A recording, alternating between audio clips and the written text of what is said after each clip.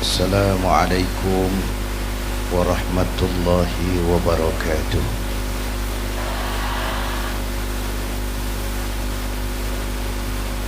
Alhamdulillahi wa kafa.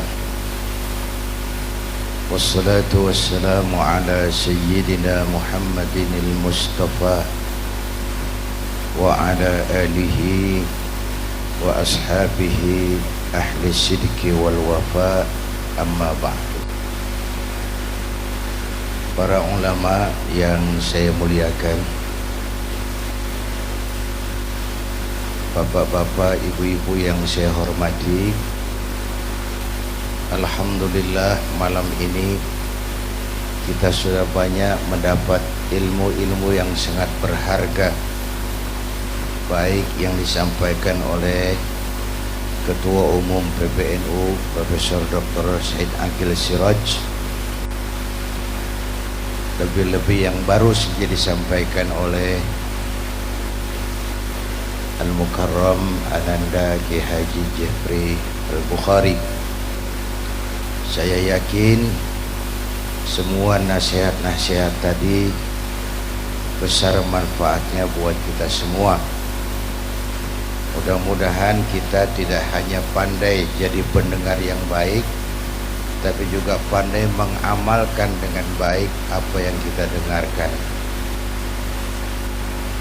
Sekarang ini sudah 7:30 .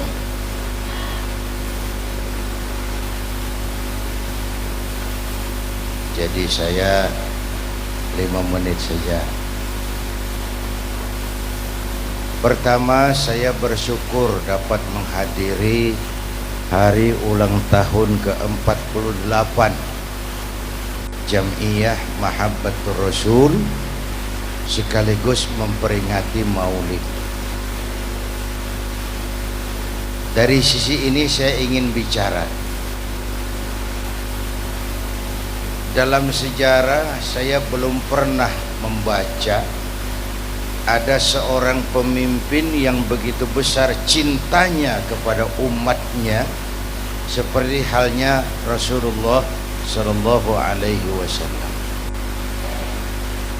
Bapak Ibu cinta sama Nabi. Sudah pernah ketemu? Carane piye?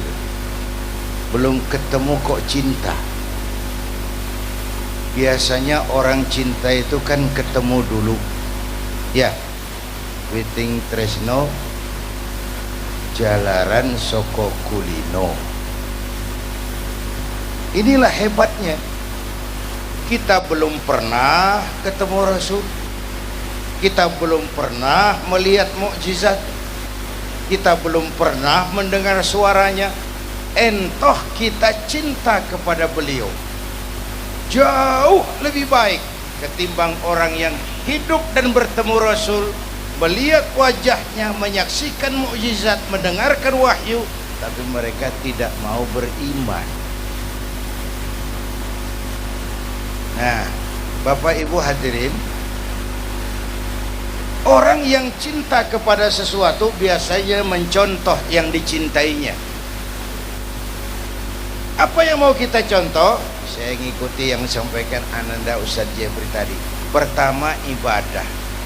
Ayo kita ngobrol. Ini Bapak Ibu yang hadir di sini semua ini hamba Allah apa bukan? Hamba Allah. Kata siapa? Kata saya. Kalau kata saya itu namanya ngaku. Orang ngaku boleh dan murah. Boleh dan, tapi apa diakui kita belum tahu. Ya, ya. Tidak otomatis kalau kita bilang saya hambamu ya Allah, lalu Allah jawab iya ya. Tidak mesti.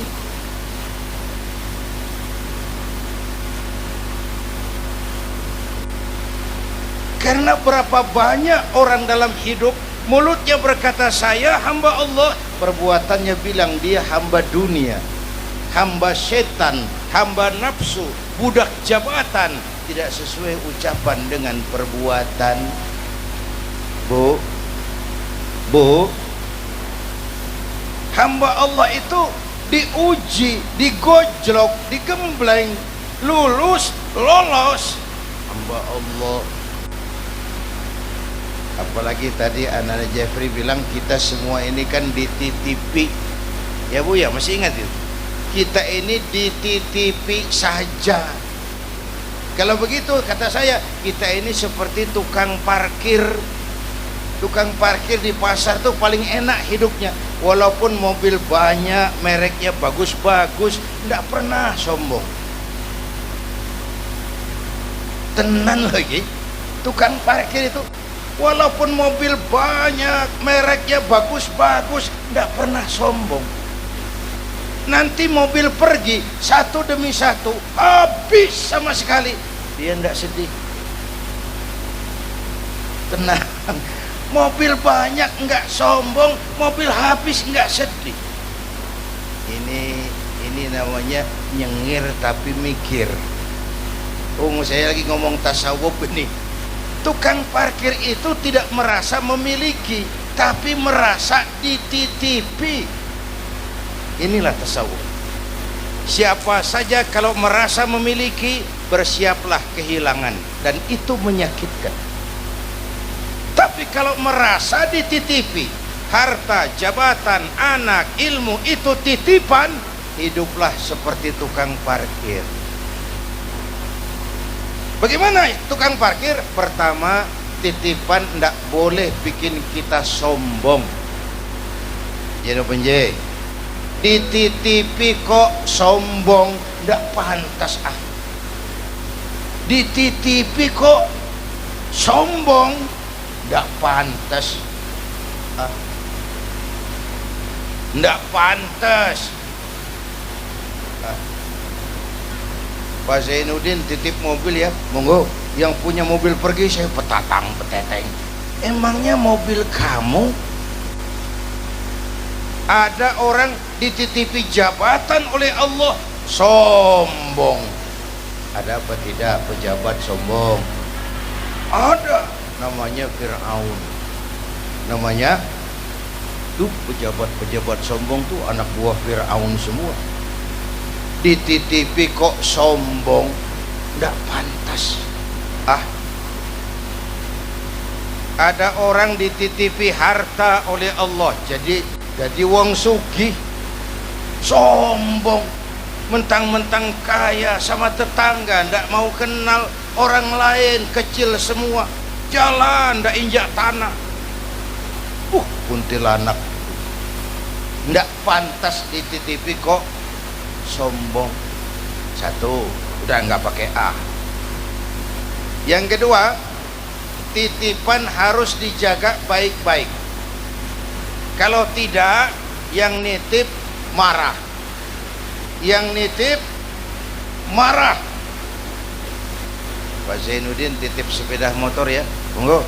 Waktu diambil sepeda motor, kaca spion pecah, knalpot hilang, bemper hancur. Marah nggak yang nitip? Lalu apa bedanya? Allah titip anak 3 orang di rumah kita. Yang satu mabuk, yang satu judi, yang satu ngerampok. Yang nitip marah. Allah titip harta kepada kita, jadi orang kaya, supaya bantu yatim, bangun pesantren, bangun rumah sakit. Pelitnya 17 setan. Yang nitip marah. Ayo yang lebih makro, Allah titip Indonesia. Allah titip Indonesia. Hai rakyat, ini Indonesia, aku titip. Titipan ini ditebus dengan keringat, air mata, darah dan nyawa. Aku titip Indonesia. Ini negara besar dan kaya. Besar dan kaya. Kekayaan negeri ini dikuasai oleh negara, tapi harus digunakan bagi sebesar-besar kemakmuran rakyat. Itu amanat yang nitip. Disalahgunakan, dikorupsi, yang nitip kalau yang nitip marah, dia suruh makhluknya yang lain negur kita. Siapa? Merapi itu kan Merapi makhluk Allah. Bromo, Demam, Anak Krakatau, angin puting beliung, gempa, air banjir, hujan es. Masya Allah, Jakarta hujan es. Tetangga saya udah siapin sirup, mau hujan es katanya. Merapi itu makhluk, Bromo itu makhluk, Anak Krakatau itu makhluk, air itu makhluk. Allah suruh makhluknya yang lain menegur kita. Itu Merapi demo loh Bu. Demo. Kalau kita rakyat demo, polisi turun tangan. Kalau Merapi demo, siapa yang mau turun? Mbah Marijan selesai. Mbah Marijan sudah kumpul sama Mbah Surip di alam barzah, sudah ketemu, ngobrol dia. Kata Mbah Surip, tenang Mbah Marijan, tak gendong, aman sudah dia.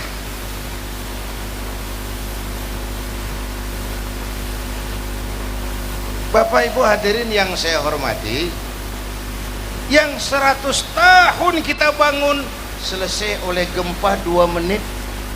Ya, yang 100 tahun kita bangun selesai oleh gempa 2 menit. Kalau begitu, kita perlu Allah. Kita perlu Allah. Pantas Rasulullah yang kita peringati ini.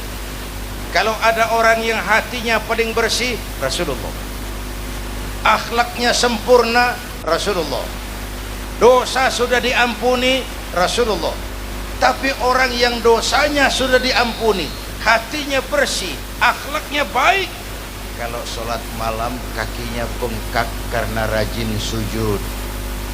Bu, saya perlu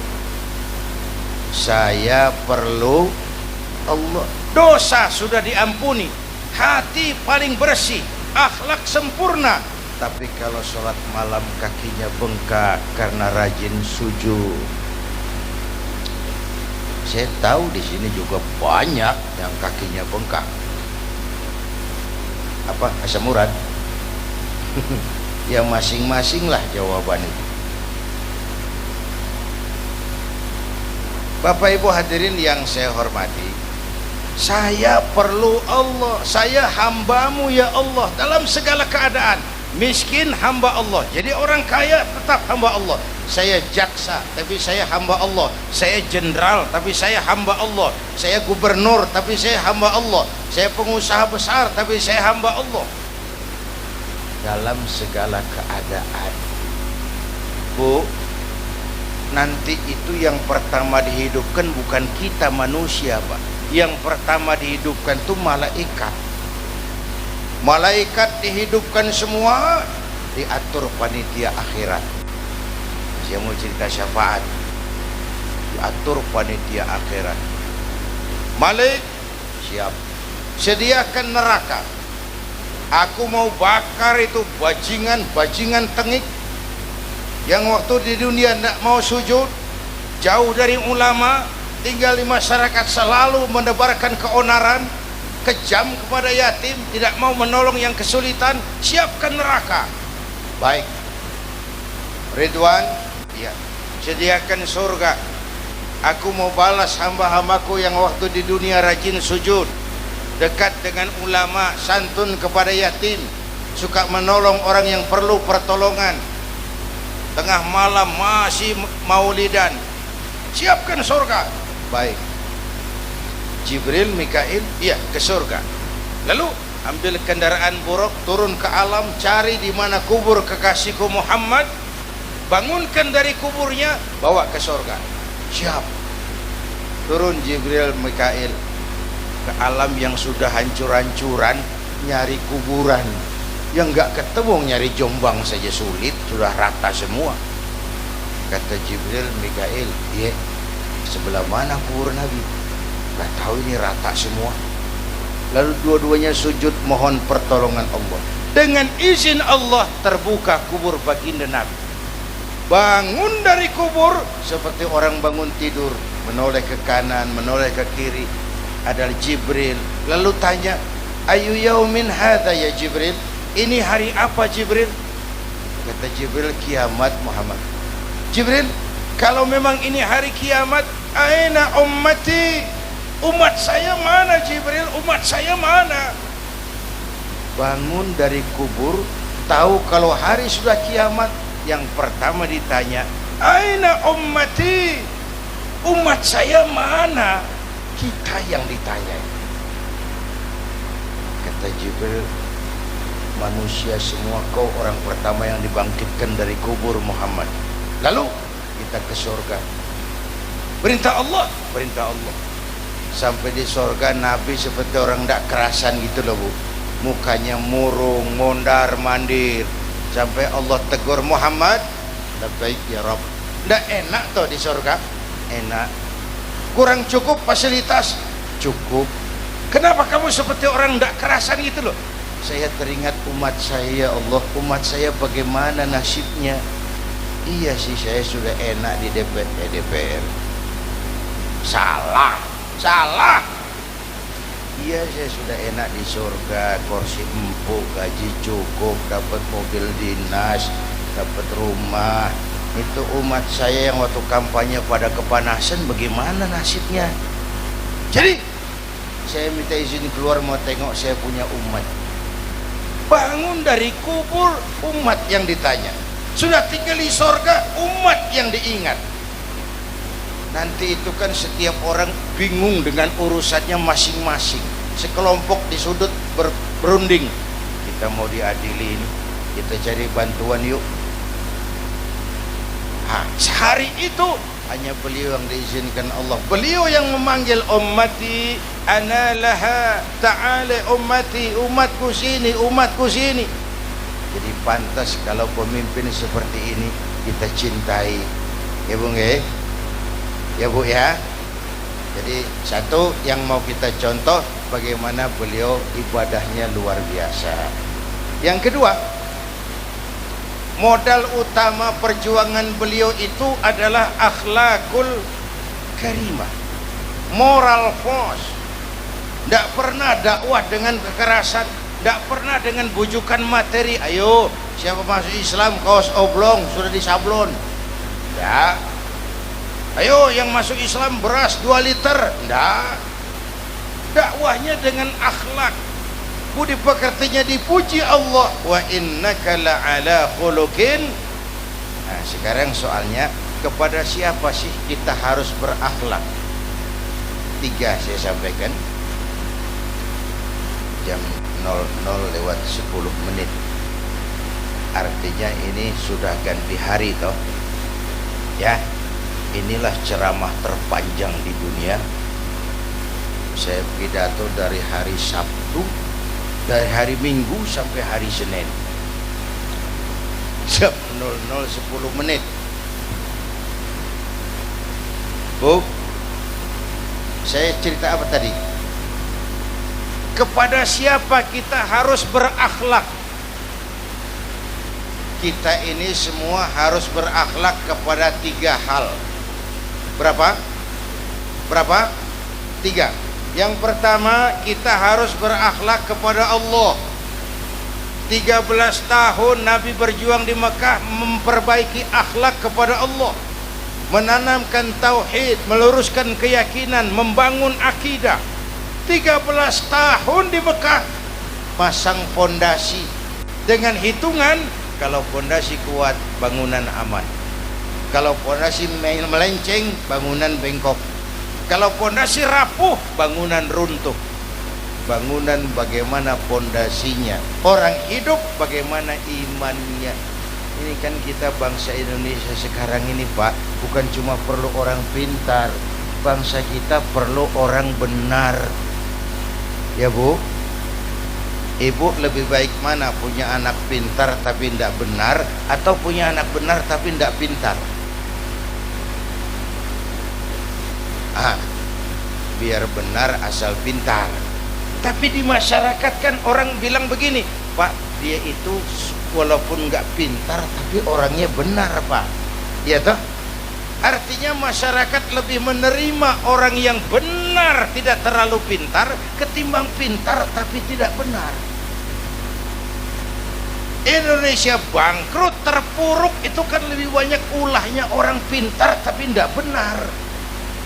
Disuruh ngurus beras malah nimbun beras, disuruh ngurus laut jadi bajak laut, disuruh ngurus hutan rame-rame jadi orang hutan, disuruh ngurus hukum bikin hukum seperti pisau, tajam ke bawah tumpul ke atas. Kalau yang kecil salah, hukum cepat-cepat ditegakkan. Yang besar salah, orang diam pura-pura tidak mengerti. Itu yang melukai rasa keadilan. Belajar dari sejarah. Saya sering guyon, dulu zaman Bung Karno orang korupsi di bawah meja, malu-malu. Zaman Pak Harto korupsi di atas meja, terang-terangan. Zaman sekarang meja-mejanya dikorupsi, mejanya sekalian dikorupsi. Bapak Ibu hadirin yang saya hormati, pejabat-pejabat kita itu disiplinnya takut atasan tapi tidak takut Tuhan. Ini yang celaka. Takut atasan tapi tidak takut Tuhan. Seperti anak muda naik sepeda motor tengah malam ngebut, wah, lampu merah jalan terus, di stop sama polisi. Prit, iya Pak. Minggir, siap. SIM ada Pak, STNK ada Pak. Tahu kau lampu merah? Tahu Pak. Kenapa jalan terus? Saya tidak tahu kalau ada Bapak. Itu loh jawabannya. Jawabannya enak benar seperti orang tidak salah. Bapak Ibu hadirin yang saya hormati, kita perlu orang pintar, kita lebih perlu lagi orang benar. Nah, supaya pintar pendidikan, supaya benar iman, akhlak kepada Allah. Bagaimana cara berakhlak kepada Allah? Caranya dua. Pertama, jangan menyekutukannya dengan sesuatu pun. Saya bersaksi tiada Tuhan selain Allah. Saya bersaksi Nabi Muhammad utusan Allah, Nabi terakhir. Tidak ada Nabi sesudah Nabi Muhammad, harga mati, titik. Ada yang ngaku jadi Nabi, wajib tidak percaya. Saya ingatkan lagi ini karena Indonesia ini pasar bagus Pak. Di Indonesia ini apa saja laku, saya heran. Coba lihat di Indonesia, kalau ada Nabi baru, ada aja yang ikut. Ada aliran aneh, ada saja yang masuk. Ini Ahmadiyah diramaikan lagi. Ini bukan menyangkut kebebasan beragama, ini penodaan terhadap agama.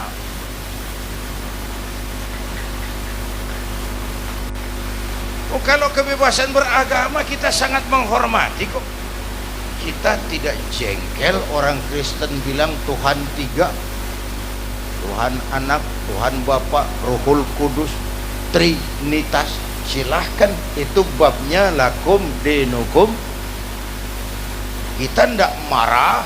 Orang Buddha bilang Tuhan ada dua, Tuhan besar namanya Mahayana, Tuhan kecil namanya Hinayana. Silahkan, mau Tuhan besar, Tuhan kecil, Tuhan tanggung, itu babnya lakum dinukum. Kita tidak marah orang Majusi bilang Tuhan ada dua, Tuhan kebaikan namanya Ahriman, Tuhan kejahatan namanya Ahura Mazda. Silahkan. Tapi kalau ada orang mengaku Islam lalu percaya ada Nabi sesudah Nabi Muhammad, itu penodaan. Jelas? Jelas? Kalau udah jelas selesai.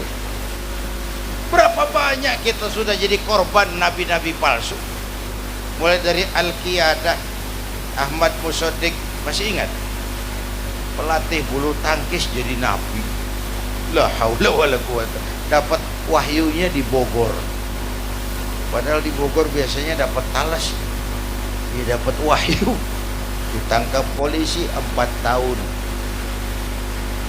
Habis itu di Bandung muncul lagi namanya Sayuti. Rancai Kek Bandung, Sayuti tukang cukur, mengaku dapat wahyu jadi nabi, ditangkap lagi, penjara 2 tahun. Ustadz Roy Malang, sebenarnya bukan ustadz, dia itu petinju masuk Islam, mualaf, belajar Islam tidak pakai guru, diutak-atik. Sholat boleh pakai bahasa masing-masing, ramai masjid. Ditangkap 2 tahun penjara. Di Jakarta muncul lagi Lia Edan, ngaku Jibril, ditangkap sama polisi. Polisi kita paling hebat di dunia ini. Bukan cuma teroris, Jibril ditangkap juga, luar biasa. Terakhir menurut catatan Kementerian Agama di bawah Pakor Pakem itu, antara Cirebon Losari, batas Jawa Tengah Jawa Barat, pernah muncul agama baru namanya agama Jasun, agama Jawa Sunda. Yang jadi nabi Tugimin. Tugimin. Saya bilang ini jangan jadi nabi, jadi kiai juga nggak angker. Al-Mukarram Bapak Kiai Tugimin, nggak enak. Apalagi salawatnya susah. Kalau kita kan nikmat itu, ya Habibi ya Muhammad, nikmat rasanya. Coba ganti sama yang tadi, nggak enak bener. Ya Habibi ya Tugimin, nggak enak itu loh.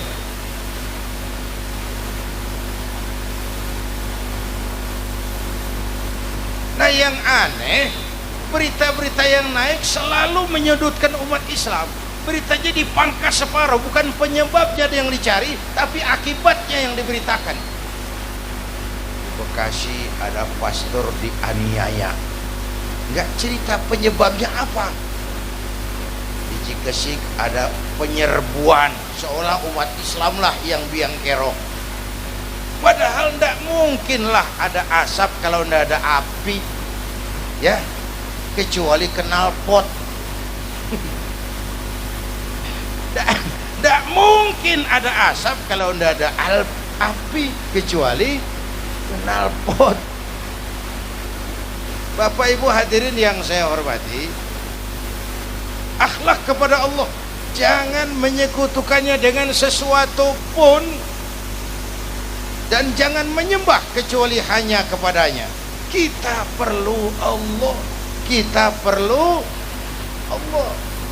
Apapun yang kita lakukan tidak akan mengganggu eksistensi Tuhan. Jangankan sak Jombang, sak Jawa Timur tidak ada yang sholat, Allah tidak berhenti jadi Tuhan.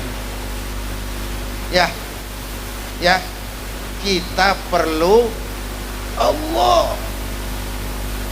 Kepada akhlak kepada Allah, jaga baik-baik, wariskan kepada anak-anak kita, ya Bung, wariskan kepada anak-anak kita. Yang kedua, kepada siapa kita harus berakhlak? Kepada sesama. Kepada sesama itu bagaimana? Pertama, jaga kerukunan antar umat seagama, sesama muslim. Saya malam ini hadir di sini bersama Ananda Ustadz Jeffrey. Saya tidak merasa sebagai tamu, saya hanya keluarga di tengah keluarganya. Bahwa saya lahir di Jakarta itu sih kebetulan. Mau saya tidak pesan, terima jadi, mau bilang apa? Kalau boleh pesan, saya minta merojol di sini.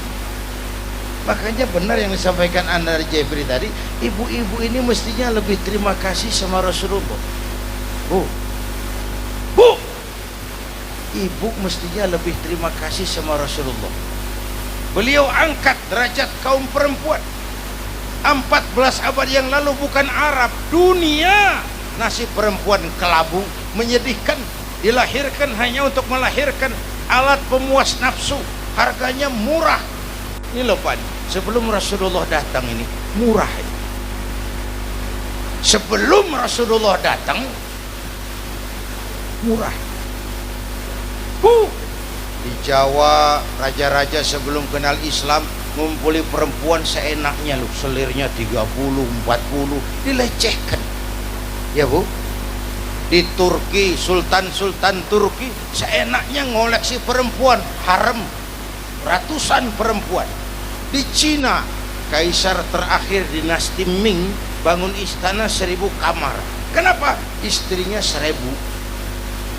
Innalillahi. Saya cuma mikir itu raja, kalau istrinya 1000 kapan pakai kolor raja? Bu, dilecehkan. Datang Rasul, An-nisa imadul bilad. Perempuan itu tiangnya negara. Kalau baik perempuan, baik negara. Kalau rusak perempuan, hancur negara. Diangkat derajat kaum perempuan. Lalu Rasul ditanya, ya Rasul, siapa yang paling harus saya taati di dunia? Ibumu. Setelah itu siapa lagi? Ibumu. Setelah itu siapa lagi? Ibumu. Setelah itu siapa lagi? Bapakmu. Coba diangkatnya derajat kau ibu. Ibumu, ibumu, ibumu, bapakmu. Ibu 3 kali disebut. Bapak 1 kali. Ibu 3. Bapak 1. 1 bapak. Ngitungnya jadi kerok begini gitu. Anak-anak remaja, pemuda yang hadir, bahkan kita semua, ayo bayangkan wajah ibu kita masing-masing. Mau dibayar dengan apa? Semua harta kita kumpulkan, gak akan pernah sanggup membalas jasa ibu. Ya, kata Ustadz Jeffrey tadi, ibu kita itu sejak ngidam sudah kita siksa, muntah tiap jam, gitu. Yang dipengenin yang nggak musim. Namanya orang idam tuh kan aneh, tengah malam kepengen megang kepala kereta, jorok bener sih orang lagi. Udah saya singkat. Saat melahirkan pilihan mak cuma 2. Kalau tidak hidup, mati. Mau dibalas dengan apa? Kumpulkan semua harta yang kita miliki, tidak akan pernah sanggup membalas itu. Saat melahirkan, kalau tidak hidup, mati. Bagai ditarik kulit dari dagingnya, bersatu air mata, keringat dan darah, dilahirkan. Bapaknya sih bingung, tapi kan ngerokok. Wah, namanya pemegang modal. Bu, menjerit kesakitan saat melahirkan anaknya. Ya, menjerit apa tidak? Menjerit, sakit. Bayangkan bapak masuk 3 on, keluar 3 kilo, bagaimana tidak menjerit?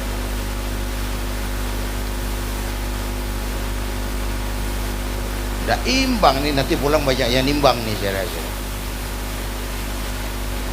Bu, sejak kita lahir sampai akil balik, apa kerja kita? Ngurangi kesenangan emak, tidurnya kurang. Ya, anak sakit dia lebih parah. Anak tidak bisa tidur, dia tidak tidur.